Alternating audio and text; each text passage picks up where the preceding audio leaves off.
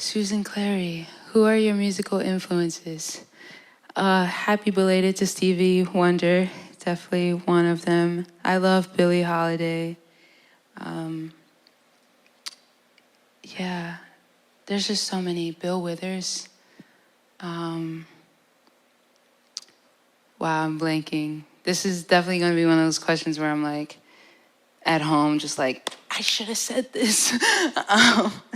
I'll give one more. I gotta say Lauryn Hill. Just thank you for everything. Hey, it's Michelle Lee, or just probably Michelle. How did you go from wanting to be an astronaut to wanting to be a musician? Actually, I think I was in either 7th or 8th grade. I saw a spaceship blow up during launch, and I was like, just my luck. That would probably be me. So I figured I should change professions, and I wanted to be so many things, like a lawyer, fashion designer, librarian. Yeah, it was crazy, but music actually, I feel like it picked me. So, which song is your favorite to perform? I think,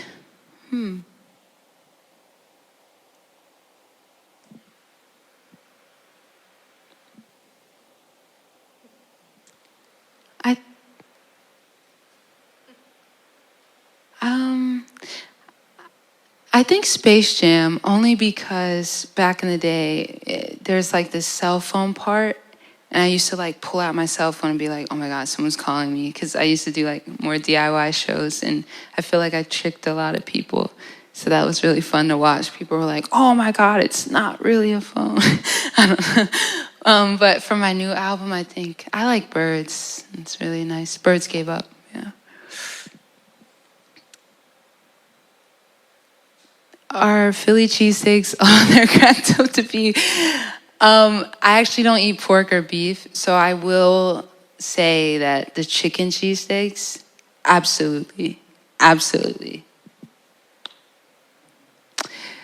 My tie-dye. Are all of your favorite songs based on personal experiences? I think so. I just think I'm attracted to real. So everything that I gravitate towards, there has to be some sort of element of real. So maybe not necessarily, because I like when writers write about other things, other people, but it's still very real. So yeah, but most, I will say most. Coke or Pepsi? Okay, I'm gonna compartmentalize these. Coke or Pepsi? Don't really drink soda, but Coke. Definitely after they took the cocaine out of it. Cats or dogs? You know, I have a cat. I'm allergic to cats, but I still have a cat. So cats, they're so special. Because you have to love them, you know what I'm saying? Like, and they don't really give you much in return. It teaches me about love just in general. So I appreciate them for that. And also they're really cute. Pizza or chicken tenders? Pizza. Come on. Pizza, hands down. Better helps through a tough time in my life. I just like to ask about the story behind the song. Appreciate that. I almost performed that tonight. I guess I was going through a time where I didn't really feel good enough. I was struggling, I guess, with self-esteem and all that stuff, and I feel like that affects the people around you, even though it feels very insular and it feels like I'm the only one going through this. It's like everyone is affected by how you feel about yourself. So that song was actually the start of my journey to actually reflect more and learn what I don't like about myself and what I should change about myself. especially if I want to be in a relationship, a loving and healthy relationship. So that's kind of like the story behind it. It's just me just being like, this is all the things that I wish. And yeah, I can use past traumas as excuses, but I am choosing not to. Yeah. Are you working on new music or looking to collaborate with anyone? When can we expect a new album? I'm gonna try to read your name. I've been like, stop. Bye, Baddie. You are in luck. I am working on new music. I'm almost done new music. I'm very excited about it. But that's all I can say on that. All right, just know it's coming, and I'm very excited about it. Briefly, what is your creative process? A lot of second. I'm joking. Routine is really important. So, wake up, go into my home studio. Just no expectations. I'm just like, what am I gonna do today?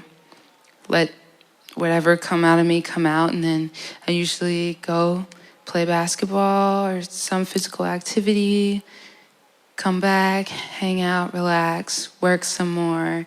It's very, just because it's like an all day kind of thing for me, I just let creativity kind of guide me, but I don't wait for inspiration. I think that's sort of a trap sometimes. So I do push myself, but I know when things sound forced and when things don't. So it's just, balancing a lot of self-critique, balancing a lot of what I feel in a moment, and just, I don't know, just as open-minded as you can be. That's my creative process. Where's your favorite place you've traveled and why? Wow. It's a mix. It's too many. Okay. I think I'm going to have to say Madrid. Even though I've been to Paris and that was such a dream, and I love it to this day. And I've been to Morocco, and it's actually very beautiful. It's like so beautiful. But when I went to Madrid, it was something about, I don't know, I just remember saying that I wanted to make a project there. Maybe it's when I went, it was like really sunny. Everything was colorful. Yeah. I think that's, what's the best piece of advice you've been given? Just like in life or like with music? I think in life, everything is temporary. That's one of my, I kind of live by that. Just because it helps me appreciate things when it's hard for me to do sometimes. And when I'm going through something bad, it also helps me hold on even when I don't want to. For music, I guess it's just know what kind of artist you want to be, that will help with a lot. Yeah. Where and how did you get your start in music? I think I got my start with developing my passion for it. It was my high school music teacher. Shout out Mr. Traub, Thomas Traub. He saw something in me that I didn't really see in myself. And when he passed away, kind of made me want to see it through for multiple reasons, but one of them being for him. I feel like I was really grateful for our time together. And so, yeah, I was just making stuff, putting stuff on the internet, and playing in any basement that would have me, any house, outside, anywhere, busking, all of that. And yeah, it's kind of crazy to think about. It seems easy, but that's a pretty loaded question. So many factors, so many people in and out of my life that I'm really grateful for that has helped me start and continue. So, who's your dream collab? Oh, man. I don't know if I can answer this. Just in case. I'm not like a superstitious person, but I'm a little stitious. Yeah, I don't want to jinx it. But for someone who's not alive, oh man. I honestly think Bill Withers. I feel like he would get me or understand like what I'm trying to do. Because sometimes I kind of get thrown into this like indie realm. But he makes soul music, and I feel like I do too. And I feel like he would understand, and we would probably make some really cool, maybe like Grandma's Hands Part 2. That'd be sick. Do you write music or lyrics first? As of late, I've been kind of doing both at the same time. Like, I definitely have to start with music first, but it would be sort of skeletal. And then I would write some words, and that would kind of lead me to being like, oh, maybe I should add this here. And then it's sort of like a back and forth, like imagine like a ping pong game. That's kind of how it happens. But I feel like initially, like it does start with some sort of like chord or like note. I have written lyrics, sort of like poem style, that I then inserted into certain songs, but I've never like sat down and been like, this is going to the song that I'm currently working on. Yeah. How did you come up with the name Orion's Son? Skinny Guru. Yeah, I was thinking for a long time. And then I came up with, I was watching Men in Black. And the cat in the first one, the cat's name is Orion. Sorry, spoiler, just in case you haven't seen it. But it just got me thinking, because I've already been into stars, space, planets. I love how just the universe that we live in, we're so small. So it's always been in the back of my head. And initially I didn't vibe with Orion as the constellation, because if you actually delve into him, he's like, actually, part of my language was like a douchebag, really. Like, it's kind of like a player and all this stuff. But I kind of fell in love with his profession as being the hunter, because I sort of feel like that. Like, especially as a producer, like I'm hunting for kicks, snares, the right kinds of sounds. It's for features, like it's always just like I'm looking for things, you know what I mean? So I really connected to that.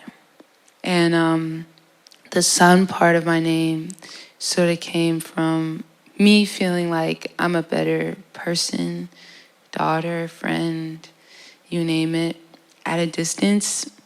Like if the sun got any closer, this whole planet would erupt in flames.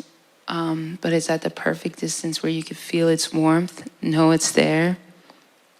Yeah, and I sort of feel like that sometimes. Like, I don't know. Maybe you can relate, but hopefully that part of my name won't be as relevant, but I feel like that a lot. What was the coolest part about opening for Daniel Caesar? Honestly, when my friends called me to do it, because like I had no idea that was going to happen. And I also met Ivy Soul for the first time during that night. So that had to be the coolest. Shout out to Omar's Hat. They've been supporting me for a very long time. and I hope to do the same. What has been a silver lining of the last year?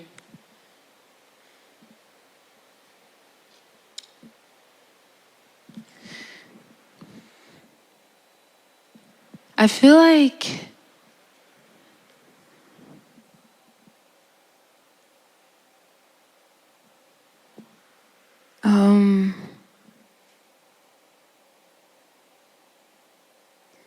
I think a silver lining, I mean, yeah, it just made me really appreciate so much. And I don't really have an issue with that, but sometimes life moves so fast you can forget, to call the people that you love, to check on them, tell them you love them. So I had time to do that, and I also had time to just be with myself and ask myself things like what really matters to me. Also, silver lining too is I noticed a lot of important people in my life starting to be more vocal about the injustices in the world, which felt really nice. I felt supported, and I love doing that. So it just felt like the world was coming together in a way that I haven't really seen it be done before, and I hope we continue to do that. Yeah. One final question for tonight. Okay. Toyota asks if you could share what moment of joy you're most looking forward to when you head out on the road to perform your music live for your fans. Oh my God, to see you guys. That is what I'm most looking forward to. See you guys, to look at you, high five you, elbow, pound, nod, do some of that. I just love traveling too. That was such a missing piece in my life. And just try out some different kinds of foods. But I think number one is like, if I could, I would meet and greet like every stop. Just like every single person, even if you don't even want to meet me, be like, hello, very nice to see you. But yeah, so I think that ends the Q&A. I just want to shout out everybody here, the whole team. Made me feel really safe, made me feel really comfortable during this weird time that we're living in still. But I feel like we're at the end. So shout out to Bowery Presents team, shout out to Brooklyn Steel team, shout out to my manager, Alexis Brown, shout out to my DJ, my love, DJ Haram. And it just felt really good to just be on stage. Shout out to you guys for watching. I felt, it was weird, I felt y'all still, so that was really nice. And I hope you guys keep safe and love each other. That's all I can ask for. But thank you. Appreciate it.